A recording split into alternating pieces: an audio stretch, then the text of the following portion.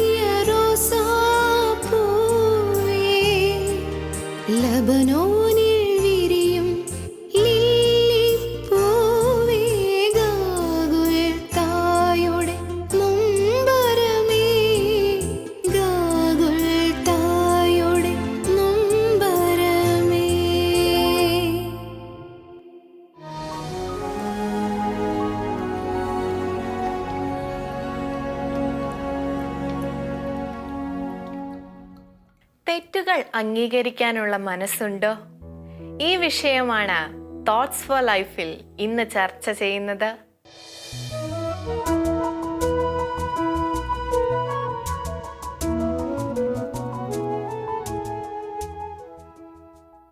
വന്ദനം. തെറ്റ് പറ്റാത്തതായിട്ട് ആരാണുള്ളത്? പക്ഷേ നമ്മുടെ തെറ്റിനെ സമ്മതിക്കാനോ അതിനെ തിരുത്താനോ നമുക്ക് പലർക്കും വിമുഖതയാണ്. ഒരിക്കൽ സമർത്ഥനായൊരു വിദ്യാർത്ഥി, ആ വിദ്യാർത്ഥി ഇന്ത്യയിലെ പല പ്രമുഖ അധ്യാപകരുടെ കയ്യിൽ നിന്നും വിദ്യ അഭ്യസിച്ചിട്ടുള്ള ആളാണ്. അദ്ദേഹത്തിനൊരാഗ്രഹം ഗംഗയെക്കുറിച്ച് പഠിക്കണമെന്ന്. അതിനായിട്ട് അദ്ദേഹം ഗംഗാ നദിയെക്കുറിച്ച് അറിവുള്ളവരുടെ അടുത്തെല്ലാം പോയി. അവരോട് പല കാര്യങ്ങൾ ചോദിച്ച് മനസ്സിലാക്കി. ഗംഗയുടെ ഉറവിടം എവിടെയാണ്, എങ്ങോട്ടാണ് ഗംഗ ഒഴുകുന്നത്, എങ്ങനെയാണ് ഗംഗാ നദി ഒഴുകുന്നത്, ഏത് ഭാഗത്താണ് ഗംഗാ നദി വീതി കുറഞ്ഞൊഴുകുന്നത്, ഏത് ഭാഗത്താണ് പ്രവാഹങ്ങളുള്ളത്, ഏത് ഭാഗത്താണ് വളരെയധികം കുത്തിയൊലിച്ചൊഴുകുന്നത്, ഇതെല്ലാം ആ വിദ്യാർത്ഥി മനസ്സിലാക്കി. അതിനുശേഷം അദ്ദേഹം ഗംഗാ നദിയുടെ ഒരു രൂപരേഖ തയ്യാറാക്കി. ഒരു പേപ്പറിൽ ഗംഗാ നദിയുടെ പടം വരച്ചു. തുടർന്ന് അദ്ദേഹത്തിന് തോന്നി, ഇപ്പോൾ ഞാൻ ഗംഗാ നദിയെക്കുറിച്ച് എല്ലാം മനസ്സിലാക്കിയിട്ടുണ്ട്, അതുകൊണ്ട് ഇനി എനിക്കൊരു തെറ്റും പറ്റത്തില്ല. അതിനായി അദ്ദേഹം ഗംഗാ നദിയുടെ ആരംഭം മുതൽ അവസാനം വരെ ഒരു യാത്രയ്ക്ക് ഒരുങ്ങി. അദ്ദേഹം തനിയെ ഒരു വള്ളത്തിൽ യാത്ര ചെയ്യാനായിട്ട് ഒരുങ്ങി യാത്ര തുടങ്ങി. കുറച്ച് കഴിഞ്ഞ് യാത്ര മുന്നോട്ട് പോകുമ്പോഴെല്ലാം ഇദ്ദേഹം വരച്ച ആ ചിത്രത്തിനനുസരണമായിട്ട് തന്നെയാണ് യാത്ര മുന്നോട്ട് പോകുന്നത്. ഇങ്ങനെ പോയിക്കൊണ്ടിരിക്കുമ്പോൾ ഇടയ്ക്ക് ഒരു സ്ഥലത്ത് വെച്ച് ഗംഗാ നദി ഇടത്തോട്ട് തിരിഞ്ഞു. ഇദ്ദേഹത്തിന് ആകെ ദേഷ്യമായി. ഞാൻ വരച്ച പടത്തിലെ വരത്തോട്ടാണല്ലോ ഗംഗാ നദി തിരിയുന്നത്, ഇവിടെ എന്തോ ഇടത്തോട്ട് തിരിയുന്നേ? ഈ ഗംഗാ നദിക്ക് ഒരനുസരണയുമില്ല എന്നുള്ള ഭാവത്തിൽ അദ്ദേഹം അവിടെ വെച്ച് ആ യാത്ര നിർത്തി താൻ പിന്മാറുകയാണ് ചെയ്യുന്നത്. ഇതിൽ നിന്ന് നമുക്ക് എന്ത് മനസ്സിലാക്കാനായിട്ട് സാധിക്കും? തനിക്കാണ് തെറ്റ് പറ്റിയത് എന്നുള്ളത് സമ്മതിക്കാതെ ഗംഗാ നദിയെ പഴിചാരി പുറകോട്ട് പോയ വിദ്യാർത്ഥി. പലപ്പോഴും നമ്മുടെ ജീവിതത്തിൽ എങ്ങനെയാണ്, നമ്മളാണ് പലപ്പോഴും തെറ്റ് ചെയ്യുന്നത്. പക്ഷെ ആ തെറ്റ് അംഗീകരിക്കുന്നതിനോ അത് മറ്റുള്ളവരുടെ മുന്നിൽ ഏറ്റുപറഞ്ഞ് അത് തിരുത്തുന്നതിനോ നമ്മൾ തയ്യാറല്ല. ഞാൻ പിടിച്ച മുയലിന് 10 കൊമ്പ് എന്നുള്ള നിലയ്ക്കാണ് പലപ്പോഴും നമ്മളിപ്പോൾ മുന്നോട്ട് പോകുന്നത്. പലപ്പോഴും നമ്മുടെ ജീവിതത്തിലെ, നമ്മുടെ കുടുംബത്തിലെ, നമ്മുടെ ദാമ്പത്യത്തിലെ, നമ്മുടെ ഓഫീസിലെ വന്നു പോകുന്ന പല കുറ്റങ്ങളുടെയും കാരണം നമ്മൾ തന്നെ ആയിരിക്കാം. പക്ഷെ അത് ഏറ്റു പറയുന്നതിനോ അത് തിരുത്തുന്നതിനോ നമ്മൾ തയ്യാറാവാറില്ല. നമ്മൾ പിടിച്ചതാണ് ശരി എന്നുള്ള വാശിയിൽ നമ്മൾ മുന്നോട്ട് പോകുമ്പോൾ പലപ്പോഴും സംഘർഷങ്ങളും പിണക്കങ്ങളും അവസാനം അത് വലിയൊരു ദുരന്തത്തിൽ തന്നെ കലാശിച്ചേക്കാം.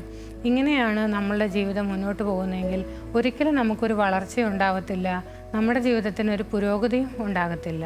ഒരിക്കലൊരു രാജ്യത്ത് രാജകൊട്ടാരത്തിൻ്റെ മുന്നിലൂടെ എന്നും ഒരു മനുഷ്യൻ വീശറി വെക്കുവാനായിട്ട് പോവുക പതിവായിരുന്നു. അദ്ദേഹം വിറ്റുകൊണ്ടിരുന്നത് പനയോല കൊണ്ടുള്ള ഒരു വീശറിയായിരുന്നു. അദ്ദേഹം എന്നും ആ വഴിയരികിലൂടെ നടന്നിട്ട് ഇതൊരു പ്രത്യേക തരം വീശറിയാണ്, ഇത് നിങ്ങൾ വാങ്ങിക്കുകയാണെങ്കിൽ 100 വർഷം വരെ നിങ്ങൾക്കിത് ഉപയോഗിക്കാം, ഒരു വീശറിയുടെ വില 100 രൂപ എന്നെല്ലാം പറഞ്ഞ് എന്നും അത് വഴി പോകുന്നത് കാണാം. ഒരിക്കൽ രാജാവ് അത് ശ്രദ്ധിച്ചു. രാജാവിന് തോന്നി, ഇങ്ങേരെ എന്ത് ആന മണ്ടത്തരമാണ് പറയുന്നത്, ഈ പനയോലയുടെ വീശറിക്ക് 100 രൂപയോ, ഇത് മുടക്കിയിട്ട് ആര് വാങ്ങിക്കാനാണ്? രാജാവ് ആ കച്ചവടക്കാരനെ രാജകൊട്ടാരത്തിലേക്ക് ക്ഷണിച്ചു. അദ്ദേഹം കൊട്ടാരത്തിലേക്ക് കയറി വന്നപ്പോൾ രാജാവ് ചോദിച്ചു, നീ എന്ത് മണ്ടത്തരമാണ് ഈ പറയുന്നത്? ഈ ഒരു പനയോലയുടെ വീശറിക്ക് 100 രൂപയോ? ആരാണ് ഇത് 100 രൂപയ്ക്ക് വാങ്ങിക്കുന്നത്? അപ്പോൾ ആ കച്ചവടക്കാരൻ പറഞ്ഞു, രാജാവേ, ഇത് 100 വർഷം ഈട് നിൽക്കുന്ന വീശറിയാണ്, ഇതിന് 100 വർഷത്തേക്ക് യാതൊരു കേടുപാടും സംഭവിക്കത്തില്ല, അതുകൊണ്ടാണ് ഇതിന് 100 രൂപ ഞാൻ വിലയിട്ടിരിക്കുന്നത്. രാജാവ് പറഞ്ഞു, ഇതെങ്ങനെയാണ് 100 വർഷമൊക്കെ നിലനിൽക്കുന്നത്? ഇത് അതിനു മുന്നേ ഇത് പഴകി കേടായി പോകത്തില്ലേ? എന്നാൽ ആ കച്ചവടക്കാരൻ അത് സമ്മതിക്കാൻ തയ്യാറായില്ല. ആ കച്ചവടക്കാരൻ രാജാവിനോട് പറഞ്ഞു, രാജാവ് ഇത് വാങ്ങിച്ച് ഉപയോഗിച്ച് നോക്കൂ, അപ്പോൾ അങ്ങേക്ക് ഇതിൻ്റെ സത്യം മനസ്സിലാവും. ഞാൻ എന്തിനാണ് വെറുതെ ഈ രാജ്യത്തെ രാജാവിനെ പറ്റിക്കുന്നത്? ഞാൻ പറഞ്ഞത് തീർച്ചയായും സത്യമായിട്ടുള്ള കാര്യമാണെന്ന് ആ കച്ചവടക്കാരനും ആണയിട്ട് പറഞ്ഞു. എങ്കിൽ രാജാവ് പറഞ്ഞു, ഞാനിത് നിൻ്റെ കയ്യിൽ നിന്ന് 100 രൂപയ്ക്ക് വാങ്ങാം, പക്ഷേ ഇതെനിക്ക് 100 വർഷം ഉപയോഗിക്കാൻ സാധിച്ചില്ലെങ്കിൽ നിൻ്റെ തല ഞാൻ വെട്ടിക്കളയുമെന്ന് പറഞ്ഞു. ഈ കച്ചവടക്കാരൻ അത് സമ്മതിച്ച് അദ്ദേഹത്തിൻ്റെ വഴിക്ക് പോയി. കുറച്ച് ദിവസങ്ങൾ കഴിഞ്ഞതും ഈ വീശറി കേടായിപ്പോയി. രാജാവിന് ആകെ ദേഷ്യം വന്നു. രാജാവ് ഭടന്മാരോട് പറഞ്ഞു, എത്രയും പെട്ടെന്ന് ആ കച്ചവടക്കാരനെ പിടിച്ചുകൊണ്ട് വരാനായിട്ട് പറഞ്ഞു. ഭടന്മാർ പോയി അന്വേഷിച്ച് ആ കച്ചവടക്കാരനെ രാജകൊട്ടാരത്തിലേക്ക് കൊണ്ടുവന്നു. ആ സമയത്ത് രാജാവ് ഭയങ്കര ദേഷ്യത്തിൽ നിൽക്കുകയായിരുന്നു. രാജാവ് ചോദിച്ചു, താനല്ലേ പറഞ്ഞത് ഇത് 100 വർഷം ഉപയോഗിക്കാൻ ഒക്കുമെന്ന്? പക്ഷേ ഇപ്പോൾ ഇത് ഒരാഴ്ച പോലും എനിക്കിത് ഉപയോഗിക്കാനായിട്ട് സാധിച്ചില്ല. നിന്റെ തല ഞാൻ തീർച്ചയായും വെട്ടിക്കളയും. ഇത് കേട്ട കച്ചവടക്കാരൻ ഒരു കുലുക്കവുമില്ലാതെ നിന്നു. അദ്ദേഹം രാജാവിനോട് പറഞ്ഞു, എന്തായാലും താങ്കൾ എന്നെ തല വെട്ടിക്കളഞ്ഞ് കൊല്ലാനായിട്ട് ഒരുങ്ങുകയല്ലേ? അതിനു മുന്നേ എനിക്കൊരാഗ്രഹമുണ്ട്. രാജാവ് എങ്ങനെയാണ് ഈ വീശർ ഉപയോഗിച്ചതെന്ന് എന്നെ ഒന്ന് കാണിച്ചു തരണോ എന്ന് പറഞ്ഞു. രാജാവും ഓർത്തു, അയാളുടെ അവസാന ആഗ്രഹമല്ലേ, എങ്കിൽ അതങ്ങ് സാധിച്ചു കൊടുക്കാമെന്നോർത്ത് രാജാവ് വീശിയത് എങ്ങനെയാണെന്ന് കാണിച്ചു. ഇത് കണ്ട് വളരെയധികം അത്ഭുതത്തോടു കൂടി ആ കച്ചവടക്കാരൻ പറഞ്ഞു, അല്ലയോ രാജാവേ, എനിക്കല്ല തെറ്റുപറ്റിയത്, അങ്ങേക്കാണ് തെറ്റുപറ്റിയത്. ഈ വീശറി ഉപയോഗിക്കേണ്ട രീതിയിൽ അങ്ങേക്ക് തെറ്റുപറ്റിപ്പോയി, അതാണ് ഇത് കേടായിപ്പോയത്, അല്ലാതെ എൻ്റെ കയ്യിൽ പ്രശ്നം കൊണ്ടല്ല ഇത് കേടായിപ്പോയത്. അപ്പോൾ രാജാവ് വിചാരിച്ചു, ഇങ്ങനെയല്ലേ വീശറി എടുത്ത് വീശേണ്ടത്, സാധാരണയായി എല്ലാവരും ഇങ്ങനെയാണല്ലോ വീശുന്നത്. അപ്പോഴാ കച്ചവടക്കാരൻ പറഞ്ഞു, പക്ഷേ ഈ വീശറി ഇങ്ങനെയല്ല വീശേണ്ടത്. നിങ്ങൾ വീശറി എടുത്ത് അനക്കാതെ പിടിക്കണം, എന്നിട്ട് നിങ്ങളുടെ തല വീശറിക്ക് മുന്നിൽ അങ്ങോട്ടും ഇങ്ങോട്ടും ആട്ടണം. അങ്ങനെ ഉപയോഗിച്ചാലേ ഈ വീശറി 100 വർഷക്കാലം ഉപയോഗിക്കാനായിട്ട് സാധിക്കുകയുള്ളൂ. രാജാവ് ഇത് കേട്ട് ആകെ സ്തബ്ധനായിട്ട് നിന്നുപോയി. ഈ കച്ചവടക്കാരനെ പോലെ തൻ്റെ ഭാഗത്ത് തെറ്റ് ന്യായീകരിക്കാനായിട്ട് എന്തെല്ലാം ന്യായീകരണങ്ങളാണ് നമ്മൾ നമ്മുടെ ജീവിതത്തിൽ ചെയ്യുന്നത്. നമ്മുടെ ഭാഗത്ത് തെറ്റാണെന്ന് 100% ഉറപ്പായാലും അത് എന്തെല്ലാം പറഞ്ഞ് അത് ശരിയാക്കി എടുക്കാമോ, അത്തരത്തിലാണ് നമ്മുടെ ഓരോ പ്രവർത്തനങ്ങളും. നമ്മുടെ ഭവനങ്ങളിൽ, നമ്മുടെ ജോലി സ്ഥലങ്ങളിൽ, നമ്മുടെ അയൽപ്പക്കങ്ങളിൽ നമ്മുടെ ഭാഗത്ത് വന്നിട്ടുള്ള തെറ്റുകളെ നമ്മൾ തിരിച്ചറിഞ്ഞുകൊണ്ട് മറ്റുള്ളവരോട് ക്ഷമ ചോദിച്ച് ആ തെറ്റ് തിരുത്തി നമ്മൾ മുന്നോട്ട് പോവുകയാണെങ്കിൽ തീർച്ചയായും നമ്മുടെ ബന്ധങ്ങൾ കുറച്ചുകൂടി സന്തോഷപ്രദവും സമാധാനമുള്ളതായിത്തീരും. ഒരിക്കലൊരു വീട്ടിൽ ഭാര്യയും ഭർത്താവും കൂടെ ജീവിക്കുമായിരുന്നു.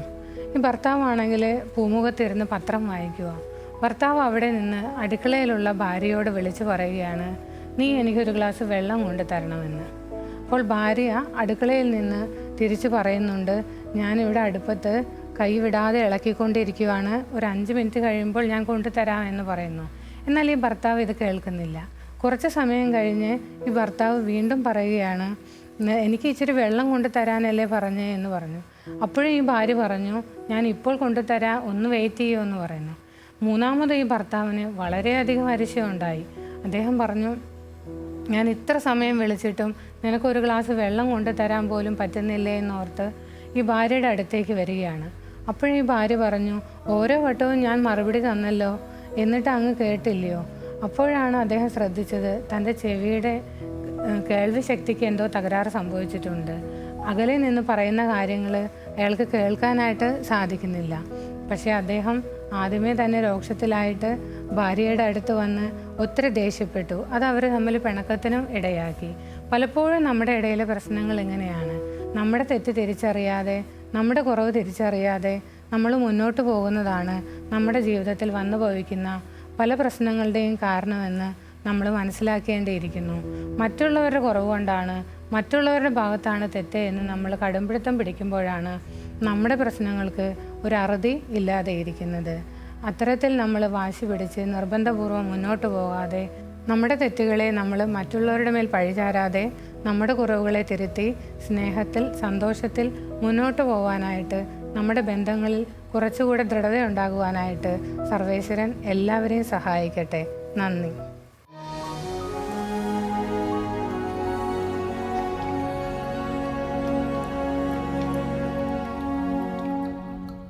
അജോ ആലപിക്കുന്ന ചങ്ക് തന്നെന്നെ സ്നേഹിച്ചു എന്ന് തുടങ്ങുന്ന ഗാനമാണ് അടുത്തത്. ആസ്വദിക്കാം.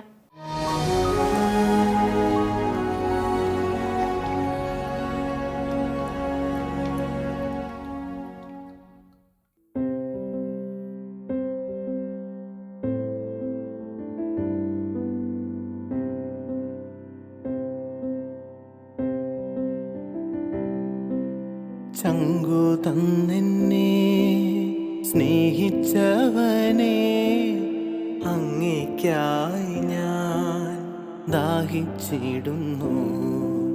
ചങ്കുടണയ്ക്കാൻ അണയും പ്രിയനെ, അങ്ങേയ്ക്കായി ഞാൻ ദാഹിച്ചിടുന്നു. ചങ്കു തന്നെന്നെ സ്നേഹിച്ചവനെ, അങ്ങേയ്ക്കായി ഞാൻ ദാഹിച്ചിടുന്നു. ചങ്കോടണയ്ക്കാൻ അണയും പ്രിയനെ, അങ്ങേയ്ക്കായി ഞാൻ ദാഹിച്ചിടുന്നു.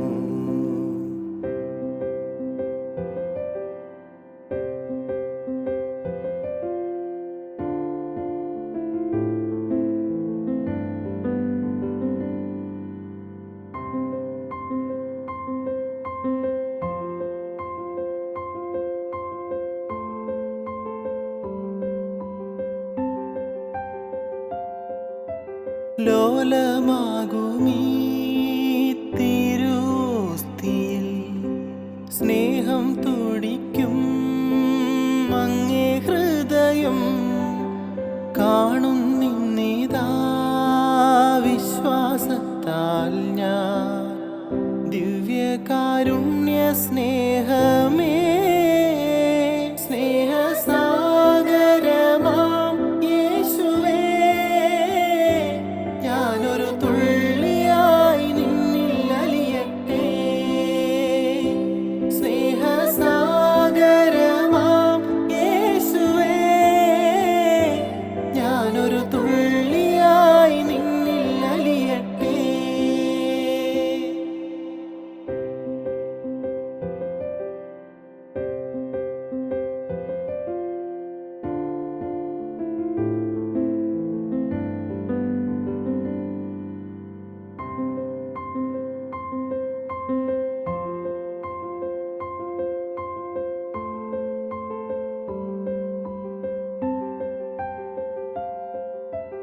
അങ്ങേ സന്തോഷം എന്നിൽ വസിപ്പാൻ, എൻ്റെ സന്തോഷം പൂർണ്ണമാകുവാൻ,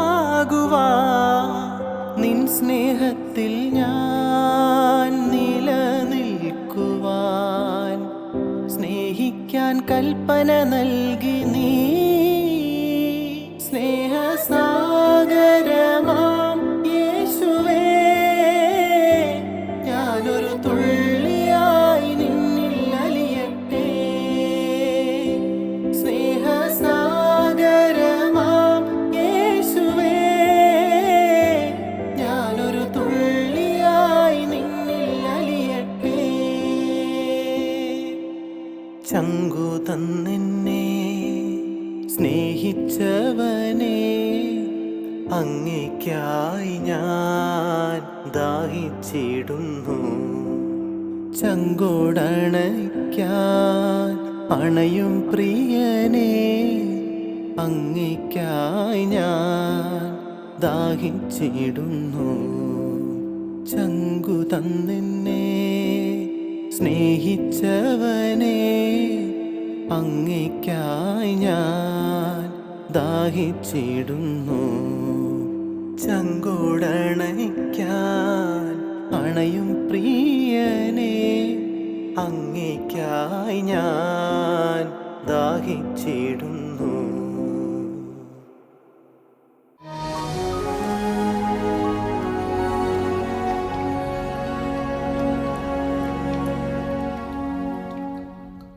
വിശുദ്ധ ഏലിയാസിന്റെ വാക്കുകൾ ഒരിക്കൽ കൂടി ഓർമ്മിപ്പിക്കുന്നു. യേശുവിനെ പ്രതി ഈ ലോകത്തിൽ ഏറ്റവും ദരിദ്രനായി കഴിയാൻ ആഗ്രഹിച്ചവർക്ക് സ്വർഗത്തിൽ 1-ാം സ്ഥാനം ലഭിക്കും. അവനായിരിക്കും അവിടെ ഏറ്റവും കുലീനനും സർവോപരി സമ്പന്നനും. ഇന്നത്തെ നിറവ് ഇവിടെ അവസാനിക്കുന്നു. അഭിപ്രായങ്ങൾ അറിയിക്കുമല്ലോ. അടുത്ത ദിവസം വീണ്ടും കാണുന്നത് വരെ പരസ്പരം പ്രാർത്ഥനയിൽ ഓർക്കാം. ഈശോ മിശിഹായ്ക്ക് സ്തുതിയായിരിക്കട്ടെ. റോസാ പൂവേ, റോസാ